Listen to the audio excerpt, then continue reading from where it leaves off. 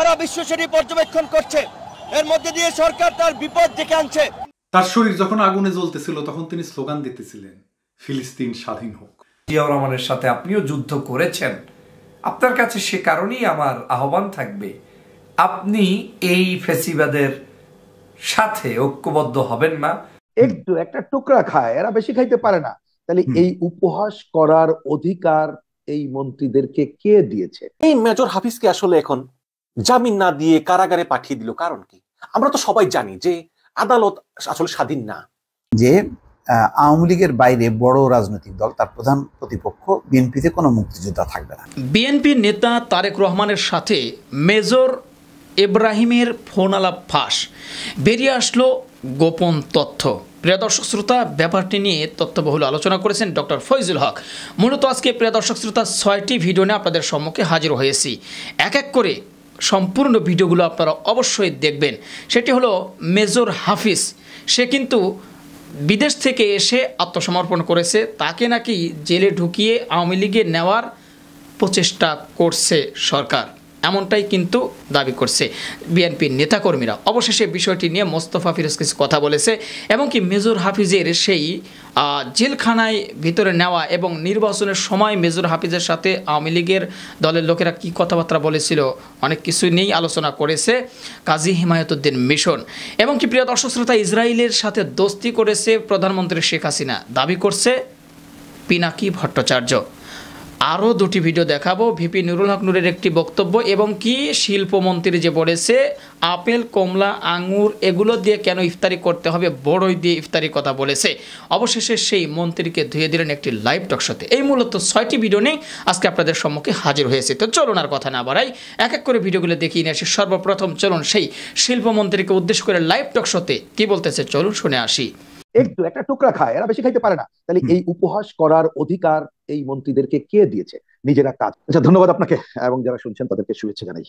আসলে রাজনীতিতে বোধহয় এটা একটা বড় সমস্যা যে রাজনীতির মূল আলোচনাটা আমরা প্রবেশ করতে পারি না। আমাদের মন্ত্রী বা সরকারি দল বা এরকম আরো বিরোধী দলের দু একজন এমন কথোপকথন বলে তার মধ্যেই আসল জিনিস ঘোরাফেরা করে, সেটা একটা সমস্যা বলে আমার কাছে মনে হয়। তারপরেও কথা বলতে হয়।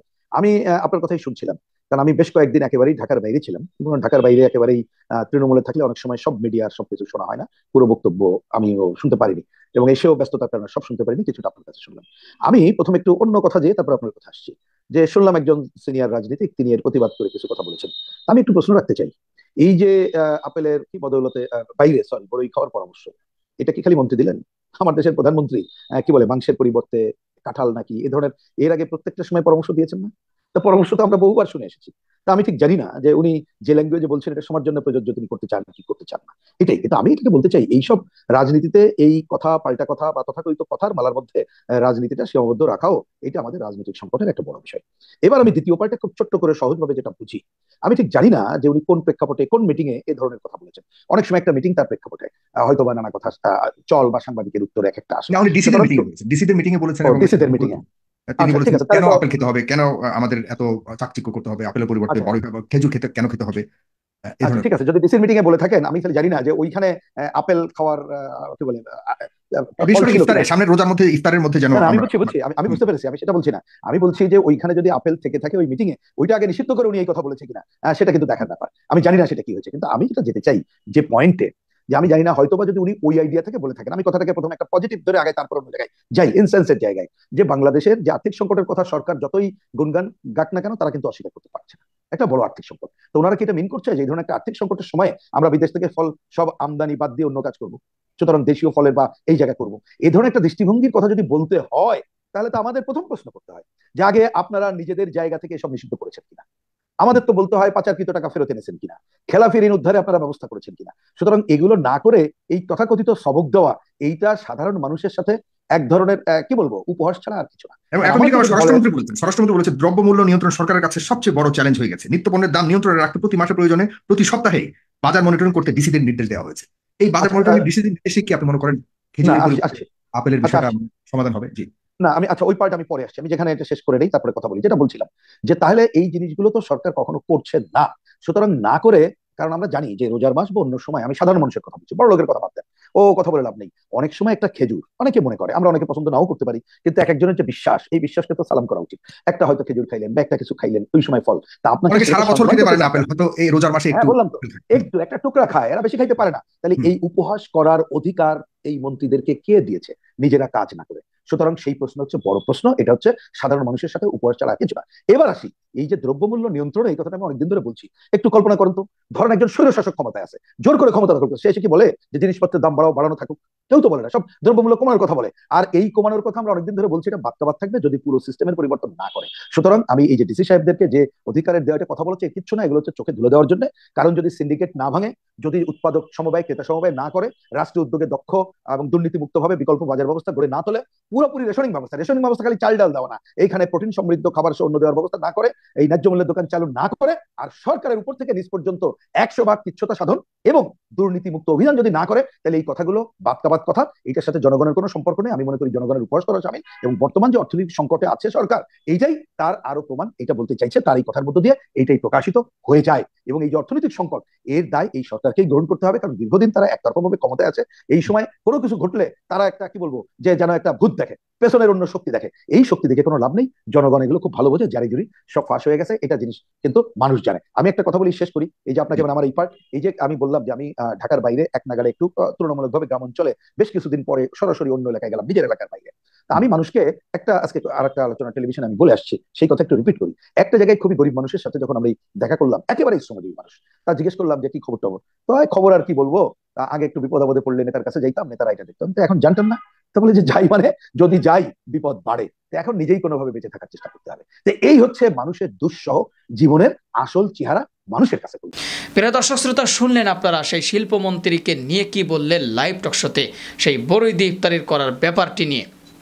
আশা করি আপনাদের মূল্যবান মতামত জানাবেন। এবার বিপি নুরুল হক নুরের একটি বক্তব্য চলুন শুনে আসি, তিনি কি বলতেছে। ডক্টর মোহাম্মদ ইউনূসের মতো একজন সম্মানিত নাগরিককে কিভাবে পদে পদে লাঞ্ছিত করা হচ্ছে, আদালতের দ্বারে দ্বারে তাকে ঘুরাচ্ছে, শুধুমাত্র বাংলাদেশ নয় সারা বিশ্ব সেটি পর্যবেক্ষণ করছে। এর মধ্যে দিয়ে সরকার তার বিপদ ডেকে আনছে। একটি বিক্ষোভ সমাবেশ করছি, এই সমাবেশ একেবারেই জনগণের খেয়ে পরে বেঁচে থাকার জন্য যে মৌলিক দাবি, সেই দাবি নিয়ে, জনসম্পৃক্ত দাবি নিয়ে। আজকে আপনারা একটা বিষয় লক্ষ্য করছেন, একদিকে বাজারের দ্রব্যমূল্যের দামের ফলে বাজারে আগুন, দামি সংসদে ফাগুন। তারা জনগণের কথা শুনছে না, শুধুমাত্র চটকদার কথাবার্তা বলছে। পণ্য ন্যায্য মূল্য নিশ্চিত করা কিংবা জিনিসপত্রের দাম কমানোর ক্ষেত্রে তাদের কোনো উদ্যোগ আমরা লক্ষ্য করছি না। আজকে দেশে গণতন্ত্র সুশাসন না থাকার ফলে ন্যায় বিচার পাচ্ছে না নাগরিকরা। ডক্টর মোহাম্মদ ইউনূসের মতো একজন সম্মানিত নাগরিককে কিভাবে পদে পদে লাঞ্ছিত করা হচ্ছে, আদালতের দ্বারে দ্বারে তাকে ঘুরাচ্ছে, শুধুমাত্র বাংলাদেশ নয় সারা বিশ্ব সেটি পর্যবেক্ষণ করছে। এর মধ্যে দিয়ে সরকার তার বিপদ ডেকে আনছে।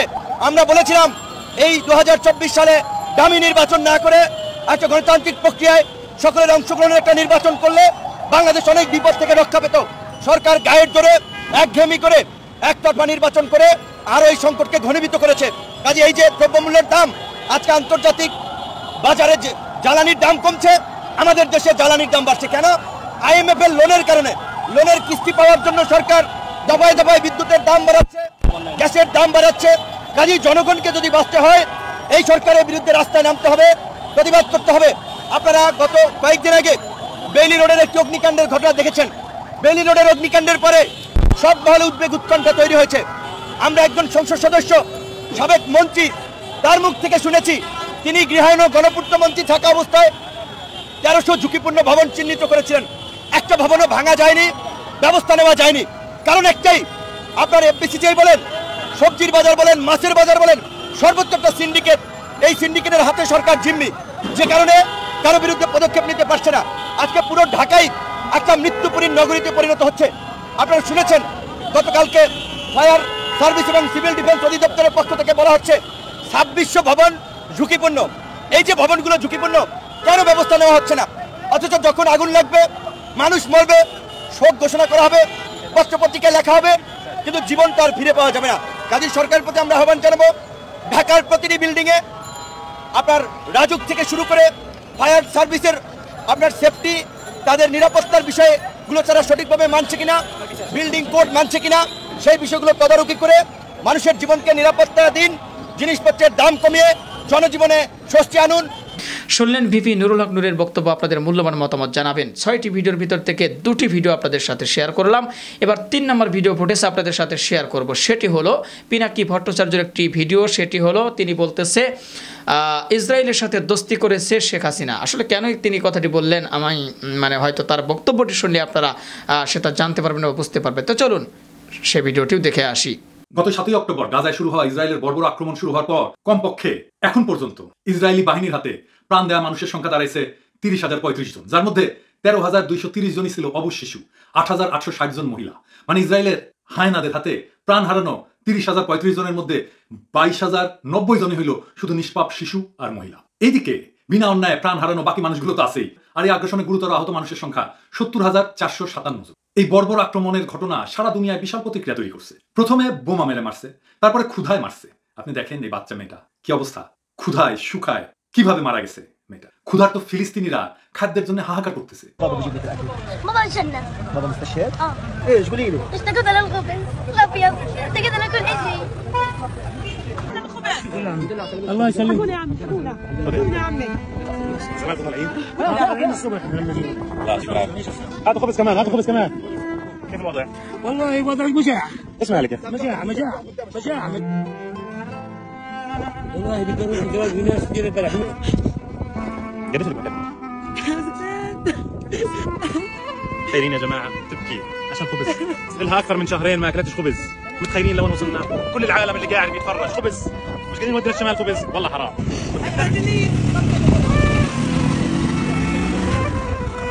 ايش مالك؟ ليش بتصيح؟ قديش لكم ما أكلتوش خبز؟ كنا من شهر 11 من يوم يا الله الله يخطر الله يكرمك الله يكرمكم يا رب الله يكرمكم الله ينصركم. كيف زاكي؟ عجبك؟ كيف الاكل؟ زاكي؟ حبيبي والله بتاكل حاف ونعم كيف؟ على فلف والله انا زاكي والله على فلف والله حبايبي الله يرحمك. ايش اسمك انت؟ ايش بتصير بس تكبري؟ জেলখানায় নিরাপত্তা থাকে, খাদ্য চিকিৎসা থাকে। পৃথিবীর নিকৃষ্ট উন্মুক্ত কারাগারে না আছে জীবনের নিরাপত্তা, না আছে খাবার, না আছে চিকিৎসা। যে দুনিয়াকে আমরা সভ্য দুনিয়া বলে জানি, যারা সভ্যতা মানবাধিকারের বড়াই করে, তারাই মানবিক বিপর্যয় নিয়ে নিশ্চুপ। কিন্তু এই অমানবিকতা এতই নির্মম ছিল যে খোদ আমেরিকার বিমান বাহিনীর এক সৈনিক আমেরিকা ইসরায়েলি দূতাবাসের সামনে নিজের গায়ে আগুন ধরে আত্মাহুতি দিয়েছেন। তার শরীর যখন আগুনে জ্বলতেছিল তখন তিনি স্লোগান দিতেছিলেন, ফিলিস্তিন স্বাধীন হোক। আমেরিকার ফিলিস্তিন নীতি নিয়ে জনমত এমন অবস্থায় পৌঁছেছে যে বাইডেনের পরের টার্মের বিজয় অনিশ্চিত হয়ে পড়ছে। সবচেয়ে বড় কথা, তরুণেরা বেশি বেশি মনে করতেছে যে বাইডেনের ফিলিস্তিন পলিসি ভুল। এই বাইডেন 3-3বার ভেটো দিছে গাজায় সিজফায়ারের বিরুদ্ধে জাতিসংঘের প্রস্তাবে। এই আমেরিকা আবার মানবাধিকার। এইবার আসেন আমরা দেখি হাসিনা কি বলছে ফিলিস্তিন নিয়ে। সে বিএনপিকে দোষ দিচ্ছে, কেন বিএনপি গাজার প্রশ্নে নিশ্চুপ। কিন্তু ঘটনা হইতেছে এই অবৈধ হাসিনা সরকারের জাউরার ঠোলা বাহিনী 27 অক্টোবর ঠিক একইভাবে বিএনপির জনসভায় হামলা করছে ফিলিস্তিনের গাজার মতো। 2 দিক অবরুদ্ধ করে নির্মম ভাবে হামলা করে। এই হামলার 3 দিন পরে ওবায়দুল কাদের ওই যে কাওয়া কাওয়া কাওয়া কাওয়া সাউন্ড দেন, জোরে জোরে আরো জোরে কান ফাটায় না। কাওয়া কইছে যে বিএনপি নাকি বাংলাদেশকে গাজা বানাইতে চায়। এইটা আওয়ামী লীগের প্রোপাগান্ডার কৌশল। যারে মারবে তার হিসেবে ব্লেম দিয়ে নিজে ভিকটিম সাজবে। তো আওয়ামী লীগ কি করেছে? গাজার মানুষের জন্য মিছিল করেছে, পোস্টার ছাপিছে, সাহায্য পাঠিয়েছে, ওষুধ ডাক্তার খাবার পাঠাতে তো কোনো সমস্যা ছিল না, বাধা ছিল না। নিজে কিছু করে না, আর কয় বিএনপি কিছু করে নাই। কেমন জাউরা। আসেন সে আরো কি করেছে তা দেখি। এই যে ভাতের হোটেলের হারুন আছে না, আচ্ছা আর একটা কথা কয়ে আনি, ওর নাম দিছি উল্টাপাল্টা 69। কেন দিছি সেটা কয়ে আনি। এই যে গুচ্চি ব্র্যান্ডের সোয়েটার না দাম পড়িছে, এটার দাম 1100 পাউন্ড, প্রায় 1.5 লক্ষ টাকা। তো অবশ্য হারুন কইতে পারে যে এটা বঙ্গবাজার থেকে কিনেছি। হ্যাঁ হারুন টাকা হয়েছে কিন্তু রুচি হয় নাই, ও জানি না কেমনে সোয়েটার পড়তে হয়। এটারে কয় ক্রুনেক সোয়েটার। এইটার উপরে ইঙ্গা করে কলার তুলে দেয় না রে ভাল শুন, কলার সোয়েটারের নিচে থাকে। টাকা হয়েছে রুচি হয় নাই, স্টাইলও শিখিস নাই। তো আমি ভাবছিলাম যে ওর কাছে খালি বাংলা সিনেমার নায়িকারা ঝাপে পড়ে। ওই সিগন্যাল দিছে উল্টাপাল্টা 69, মানে বুঝেছেন তো সালাক আছে। ভাতের হোটেলের হারুন ট্রেনিং করেছে দুবাই গিয়া, নিজের প্রোফাইল আবার শেয়ার দিছে। এই যে দেখেন তো কার ট্রেনিং করেছে জানেন? কোরসাইট সিকিউরিটি কোম্পানির সার্ভেলেন্স যন্ত্রপাতি পরীক্ষা করছে। তার মানে বাংলাদেশ সরকার এই কোরসাইট কোম্পানির সাথে সরাসরি কাজ করছে। এই কোরসাইট কোম্পানি কে, কারা, এইটা শেয়ার দেখান, ওদের ওয়েবসাইট দেখান। আগে দেখায় না যে ওকে যে দেখে দিচ্ছে, হারুন যে দেখে দিচ্ছে, ওই লোকটা টি শার্টের লোগোটা দেখান, আর লোগোটার সাথে মিলাই দেখান কোরসাইট কোম্পানির ওয়েবসাইট। দেখেছেন এটা ইসরায়েলি কোম্পানি। তো এইটা কি নিছে হাসিনা হারুনেক দিয়া।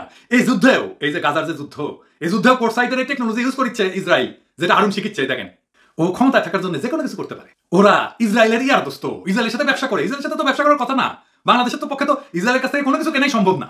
ওর সাথে আমাদের কোনো কূটনৈতিক এবং বাণিজ্যিক সম্পর্ক নাই।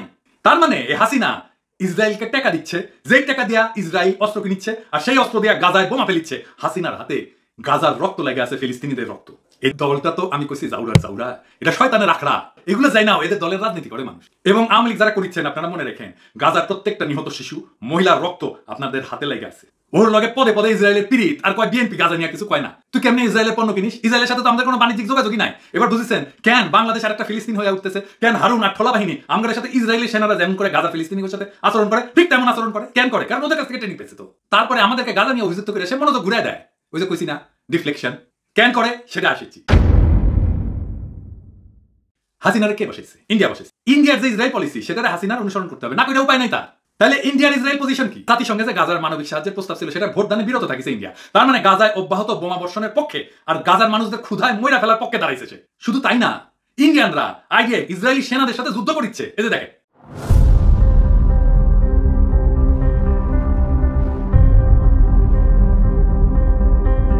এরপর কি হয়েছে? ফিলিস্তিনিদের বিরুদ্ধে সারা দুনিয়া যে অপপ্রচার চালানো হয়েছে না, তো কেন্দ্র ছিল ইন্ডিয়া। এই প্রপাগান্ডা চালাইছে একা হাতে ইন্ডিয়া। এমনকি ফিলিস্তিনিদের তো ইসরায়েল চাকরিচ্যুত করছে, অনেক ফিলিস্তিনি কাজ করতে ইসরায়েলে চাকরিচ্যুত করছে, সেখানে ফাঁকা হয়েছে, সেই ফাঁকা জায়গা নিছে ভারতীয়রা। এই সময়ও ইসরায়েল থেকে অস্ত্র কিনেছে ইন্ডিয়া, যা ইসরায়েলকে আর্থিকভাবে লাভবান করেছে। সেই অস্ত্র ইন্ডিয়া পাঠায় বাংলাদেশের সীমান্তে, সেইগুলি চলে নিরস্ত্র বাংলাদেশিদের উপরে। এই যে ইন্ডিয়া বোমা মারার ড্রোন পাঠায় ইসরায়েলে, যে ড্রোন দিয়া গাজায় বোমা ফেলা ইসরায়েল।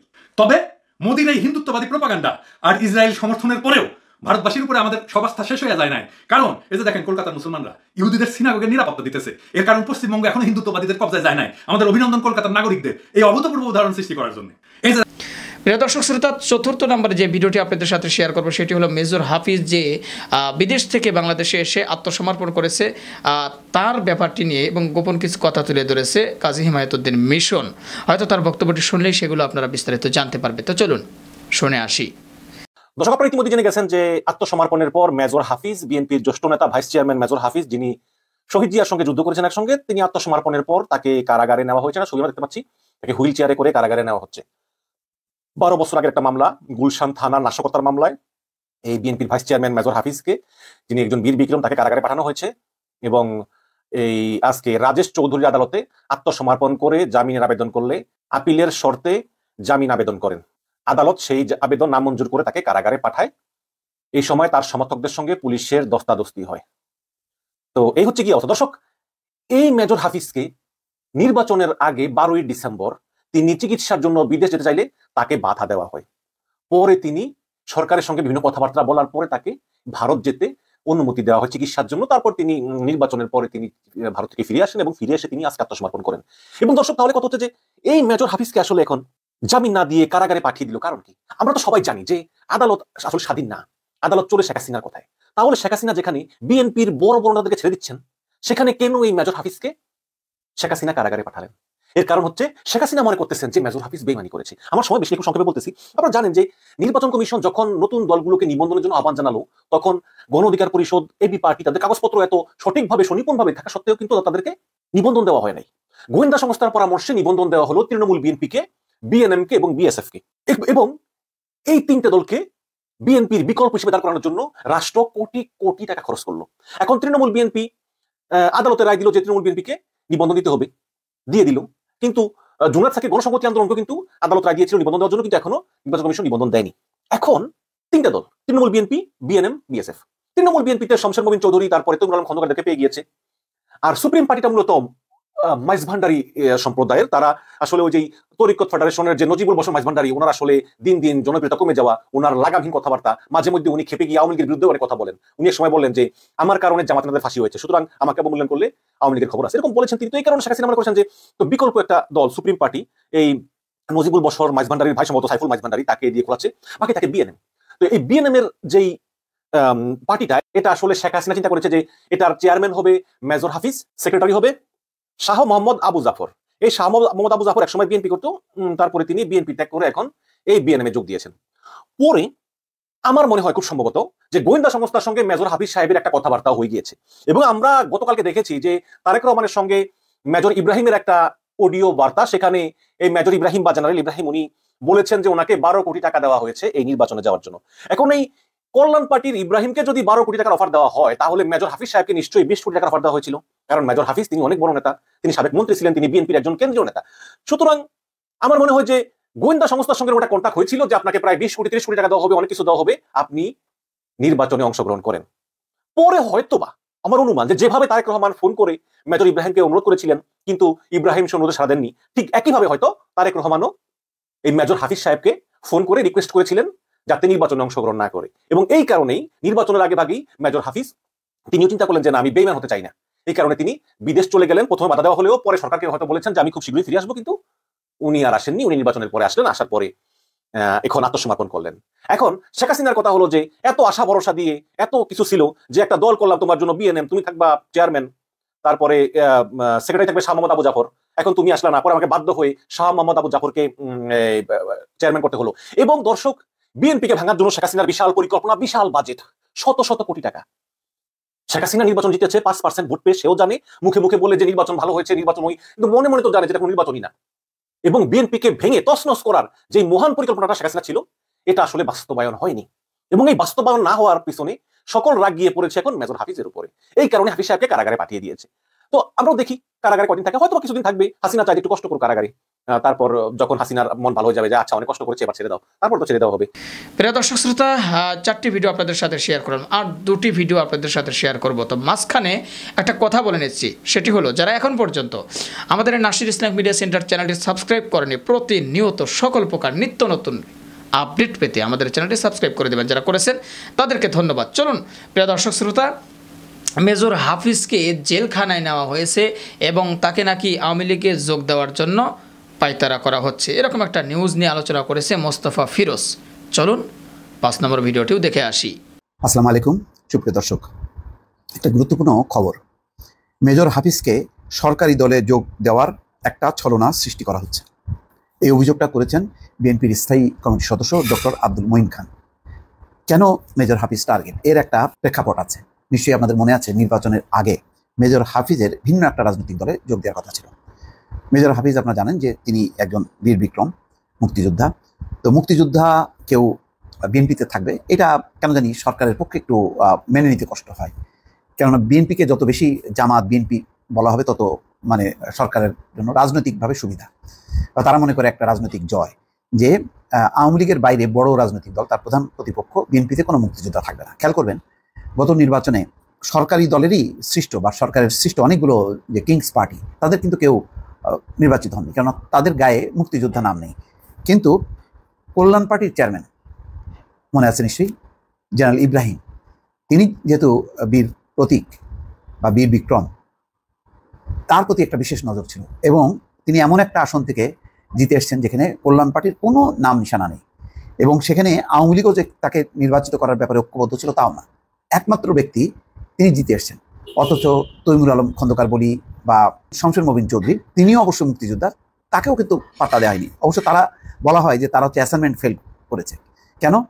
ওই তৃণমূল বিএনপির নেতা ছিলেন শমশের মবিন এবং তৈমুর আলম খন্দকার, তারা বিএনপিকে ভাঙতে ব্যর্থ হয়েছে। তারা যে সরকারকে কমিটমেন্ট করেছে যে তারা প্রচুর সংখ্যক বিএনপি নেতাকর্মী নিয়ে আসবেন, কিন্তু আনতে পারেননি, ফলে তারা বাদ। তারপরে বিএনএম, তারাও বাদ।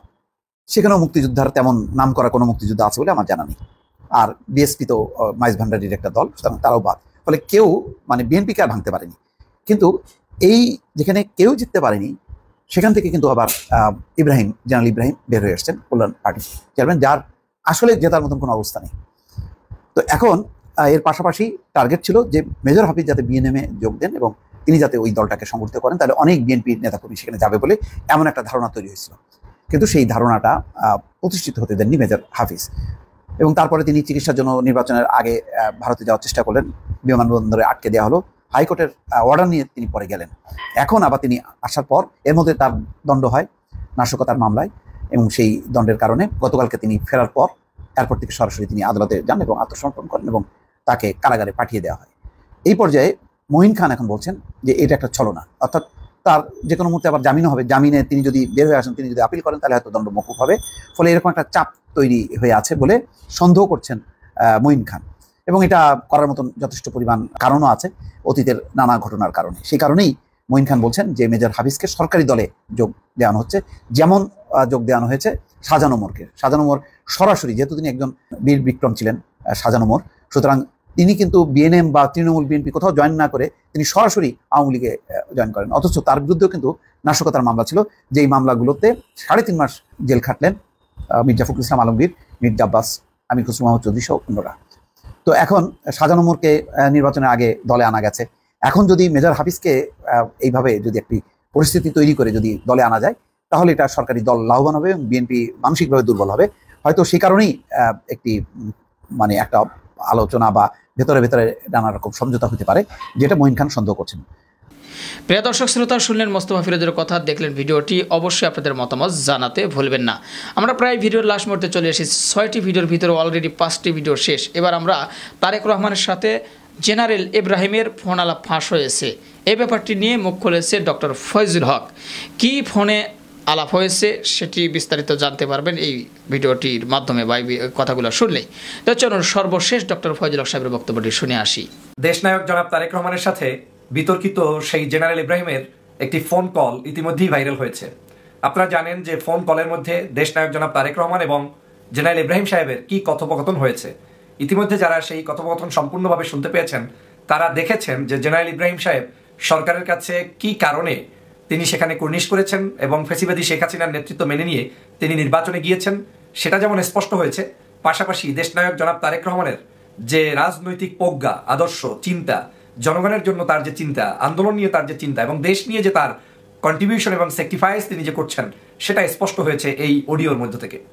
আমি শুরুতেই সেজন্য দেশনায়ক জনাব তারেক রহমানকে স্যালুট জানাই, শ্রদ্ধা জানাই, সালাম জানাই। কারণ আপনার মতো একজন নেতার কর্মী হয়ে কাজ করছে বাংলাদেশের কোটি কোটি জনতা, আর আমিও সেই কর্মীর একজন হিসাবে আমি মনে করি আপনার মতো নেতারই নেতৃত্ব মেনে কাজ করা উচিত। জেনারেল ইব্রাহিম সাহেব 12 কোটি টাকার বিনিময়ে তিনি যে সরকারের কাছে হাত পেতেছেন, তথা তার ছেলে সন্তান, রাজনৈতিক অবস্থা, দীর্ঘদিন পর্যন্ত তিনি কোনো কিছু না পাওয়ার বেদনা, এগুলো তিনি তারেক রহমান সাহেবকে প্রকাশ করতেছিলেন। তিনি বুঝাতে চেয়েছিলেন যে আমার হাতে আর কোনো অপশন নেই, আমি ব্যাংকে লোন হয়ে গিয়েছি, আমার পরিবারকে বাঁচাতে হবে, আমার নিজেকে বাঁচতে হবে এবং এই শেষ বয়সে এসে আমি কি বা করব। তার এই ব্যাংকের লোন এবং ব্যাংক সরকারের থেকে 12 কোটি টাকার বিশেষ চুক্তি, এই চুক্তিটা তারেক রহমানকে শুনিয়েছেন যে আমার এর চেয়ে আর কোনো বিকল্প পথ নেই। আমরা সবাই কম বেশি জানি যে জেনারেল ইব্রাহিম সাহেব নির্বাচনের প্রাক্কালে এই ব্যক্তিটি সম্পূর্ণ ওলটপালট হয়ে শেখ হাসিনার কাছে মাথা নত করে তারপরে তার রাজনৈতিক জীবন, দর্শন, চিন্তা চেতনা সবকিছুর জনাঞ্জলি দিয়ে স্বার্থবাদী গোষ্ঠীর কাছে মাথা নত করেছেন। কিন্তু তারেক রহমান সাহেবের এই বক্তব্যগুলো আমি যেটা তার কল রেকর্ড থেকে শুনেছি, মোর দ্যান 30 মিনিটস সে কথা বলেছে। একজন প্রজ্ঞাবান, একজন সত্যিকার দেশপ্রেমিক, একজন সত্যিকার রাজনৈতিক ব্যক্তিত্বের বক্তব্যকে ছাড়িয়ে গিয়েছেন তারেক রহমান। একটা ফোনের মধ্যে একটা শব্দ নেই, একটা উচ্চারণ নেই যেটাকে আপনি পয়েন্ট আউট করে তার বিরুদ্ধে একটা কথা বলতে পারবেন। সমগ্র টেলিফোনের এই কলটা যদিও ছিল পার্সোনাল, কিন্তু মনে হয়েছে এটা একটা দেশবাসীর জন্য একটা মেসেজ। আমি অবাক হয়েছি, সত্যি অবাক হয়েছি এই প্রিয় নেতার ভাষণে, প্রিয় নেতার বক্তব্যে, প্রিয় নেতার টেলিফোনের কনফারেন্সে। একটা টেলিফোনে যখন পার্সোনালি 1-to-1 কথা হয় তখন মানুষ অনেক কথাই বলে, গোপন কথা বলে, ব্যক্তিগত কথা বলে, তিনি তার মতো করে কথা বলার চেষ্টা করে। কিন্তু তারেক রহমান সাহেবের বক্তব্য একটা বারের জন্য মনে হয়নি যে কোনো শিশুসুলভ কিংবা অপরিপক্ক কিংবা রাজনৈতিক জ্ঞান শূন্য এ ধরনের একটা শব্দ উচ্চারণ পর্যন্ত তার হয় নাই। যদিও বাংলাদেশের এই মুহূর্তে ক্ষমতাধর সকল রাজনৈতিক নেতাকর্মীর সকাল সন্ধ্যা যে সকল বক্তব্য দেন সেই বক্তব্যগুলো শুনলে অবাক হয়ে যায়। ক্ষমতার চেয়ারে থাকার পরেও যে নোংরা ভাষায় কথা বলে, সেই জায়গায় তারেক রহমান দৃষ্টান্ত স্থাপন করেছেন একটা ব্যক্তিগত কথোপকথনে। আমি তারেক রহমান সাহেবের কয়েকটা জায়গায় পয়েন্ট আউট করতে চাই। আমি তার দেশপ্রেমের ব্যাপারে দেশনেত্রী বেগম খালেদা জিয়ার যে ত্যাগ, তিনি ফোনে জেনারেল ইব্রাহিমকে বারবার অনুরোধ করতেছিলেন যে আপনার কাছে আমার আপিল থাকবে, আপনার কাছে আমার শুধুমাত্র একটা দরখাস্ত থাকবে যে আমি একজন মুক্তিযোদ্ধার সন্তান তথা শহীদ রাষ্ট্রপতি জিয়াউর রহমানের সন্তান, আর আপনি রণাঙ্গনের একজন মুক্তিযোদ্ধা, জিয়াউর রহমানের সাথে আপনিও যুদ্ধ করেছেন, আপনার কাছে সে কারণেই আমার আহ্বান থাকবে আপনি এই ফেসিবাদের সাথে ঐক্যবদ্ধ হবেন না, আপনি বাংলাদেশের মাটি ও মানুষের আন্দোলন সংগ্রামে সম্পৃক্ত থাকবেন। এটা বুঝাতে গিয়ে দেশনেত্রী বেগম খালেদা জিয়া দীর্ঘদিন পর্যন্ত কারারুদ্ধ, এখন পর্যন্ত চাইলেই সে বিদেশে যেতে পারেন যদি রাজনৈতিকভাবে কর্মকাণ্ড না করেন, এই কথা বলে শেখ হাসিনার কাছ থেকে বিদায় নেন। যেতে পারতেন, কিন্তু খালেদা জিয়া যাচ্ছেন না। এই তথ্যটি অনেকে না জানলেও আজকে তারেক রহমানের মুখ থেকে নতুন করে বাংলার মানুষ শুনলেন যে এখন পর্যন্ত যারা চিকিৎসার জন্য খালেদা জিয়াকে বিদেশে পাঠাতে চায়, সেই খালেদা জিয়াই চিকিৎসার জন্য বিদেশে যেতে চায় না। শুয়ে শুয়ে, বেডে শুয়ে তারপরে এখনো দেশের জন্য আন্দোলন করছেন, যুদ্ধ করছেন। তারেক রহমানের ভাষায় শেখ হাসিনা বেডে শুয়ে এখনো যুদ্ধ করে যাচ্ছেন, দেশের জন্য লড়ে যাচ্ছেন। তারেক রহমান বলছেন যে বাংলাদেশের এই মুহূর্তে যা হচ্ছে এটা একটা যুদ্ধ। তিনি অনুরোধ করেছিলেন জেনারেল ইব্রাহিম সাহেবদেরকে যে আপনারা রণাঙ্গনে যুদ্ধ করেছেন, সেই যুদ্ধ আর এখনকার যুদ্ধ একই যুদ্ধ। সে সময় কম সংখ্যক মানুষ যুদ্ধে নেমেছে, কিন্তু যখন বিজয় এসেছে তখন সবাই সম্পৃক্ত হয়েছে। আজও হয়তো কম সংখ্যক মানুষ আন্দোলন করছে, সংগ্রাম করছে, কিন্তু এদেশের সমগ্র মানুষই বিজয়ের অপেক্ষায় অপেক্ষমান। তারেক রহমান বুঝিয়েছেন যে আপনি নির্বাচনে যাওয়া কিংবা ফেসিবাদের সাথে আতাত করা এটা কোনোভাবে সমুচীন নয়। বাংলাদেশের জন্য আপনার কাজ করা উচিত, কিন্তু ব্যর্থ হয়েছেন। তারেক রহমানের সেই বক্তব্য বুঝতে ব্যর্থ হয়েছে এই জেনারেল ইব্রাহিমরা। তার বক্তব্যের মধ্যে ফুটে উঠেছে স্বার্থবাদের গ্রাণ। সেই জেনারেল ইব্রাহিমদের বক্তব্যে ফুটে উঠছে তাদের নিজেদের আর্থিক লোভ লালসা এবং শেখ হাসিনার কাছে বিক্রি হওয়ার ঘ্রাণ। কিন্তু তারেক রহমান সাহেব তিনি একদিকে বাংলাদেশের মানুষের আন্দোলন সংগ্রাম নিয়ে তিনি বলেছেন যে এদেশের মানুষ যা করছে তাই অনেক। গুলির সামনে নেতাকর্মী গিয়ে আন্দোলন করছে, মিছিল করছে, মিটিং করছে, আর কি করবে। তিনি স্বীকার করছেন যে অনেক লিমিটেশন আছে, অনেক ভাই অনেক রাজনৈতিক কর্মী হয়তো ভুল বুঝে বসে থাকতে পারে, কিন্তু তারেক রহমান সেই 6000 মাইল দূর থেকে বসে 6 ঘন্টার আপনার এই ফ্লাইট ডিস্টেন্সের জায়গায় বসে তারপরে আজকের বাংলাদেশকে নেতৃত্ব দিচ্ছে, এই দলটাকে ঘুচাচ্ছে। যখন দেশ নেত্রী বেগম খালেদা জিয়া আন্দোলন সংগ্রাম করতে পারছেন না, অসুস্থ 2 জন ব্যক্তি তাকে নিয়মিত ধরে উঠাতে হয়, বসাতে হয়, তখন তারেক রহমান এই দলটাকে ঘুচিয়ে নিচ্ছে। তিনি বলছেন ধৈর্যের বিকল্প নেই, তিনি বলছেন এখনো যুদ্ধ চলছে, তিনি বলছেন এখনো আমাদেরকে আন্দোলন সংগ্রামের মধ্য দিয়ে এই দেশবাসীকে জাগ্রত হয়েই ফেসিবাদের কবল থেকে মুক্ত হতে হবে। এই শেখ হাসিনার হাত থেকে কবল থেকে মুক্ত হওয়ার জন্য এমন একজন নেতা আমরা পেয়েছি, তার নাম তারেক রহমান। তো এই ছিল প্রিয় দর্শক শ্রোতা মূলত আজকের ভিডিও। মোট 6টি ভিডিও নিয়ে আপনাদের সম্মুখে হাজির হয়েছিলাম। আশা করি ধৈর্য সহকারে আপনারা মোট 6টি ভিডিওই দেখেছেন এবং তাদের কথাগুলো শুনেছেন। কি জানলেন বুঝলেন অবশ্যই আপনাদের মূল্যবান মতামত কমেন্ট বক্সে জানাতে ভুলবেন না। পারলে ভিডিওটি শেয়ার করে সবাই দেখার সুযোগ করে দেবেন। আর আমাদের এই চ্যানেলে এখন পর্যন্ত যারা সাবস্ক্রাইব করেননি, নতুন হলে অবশ্যই সাবস্ক্রাইব করবেন। যারা করেছেন তাদেরকে অসংখ্য ধন্যবাদ জানিয়ে ভিডিওটি এখানে শেষ করছি। আবারও দেখা হবে, কথা হবে নতুন কোনো টপিক, নতুন কোনো ভিডিও নিয়ে। ভালো থাকবেন সবাই, আল্লাহ হাফেজ।